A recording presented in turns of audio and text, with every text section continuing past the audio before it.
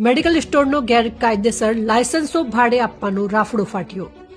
રાજ્યમાં મેડિકલ સ્ટોરના નામે આરોગ્ય સાથે ગંભીર ચેડા થવાની ચોંકાવનારી હકીકત સામે આવી છે। રાજ્યમાં આશરે 32,000 મેડિકલ સ્ટોર છે, જેમાંથી લગભગ 18,000 સ્ટોર ફાર્માસિસ્ટ વગર જ ચાલી રહ્યા છે। કાયદા મુજબ રજીસ્ટર્ડ ફાર્માસિસ્ટ વગર દવા વેચાણ ગેરકાયદેસર છે, છતાં લાયસન્સ ભાડે લઈને ખુલ્લેઆમ દવાઓ વેચાઈ રહી છે।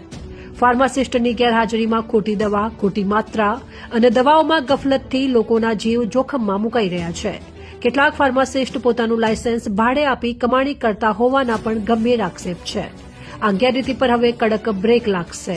જનવિશ્વાસ એક્ટ 2023ના અમલ હેઠળ ગુજરાતમાં 9 ડિસેમ્બર 2025થી મેડિકલ સ્ટોરમાં ડોક્ટરની પ્રિસ્ક્રાઇબ કરેલી દવાઓનું વિતરણ ફરજિયાત રીતે રજીસ્ટર્ડ ફાર્માસિસ્ટની હાજરીમાં જ કરવું પડશે। નિયમ ભંગ થશે તો ફાર્માસિસ્ટને ₹2 લાખ સુધીનો દંડ અને 3 મહિના સુધીની જેલ થશે।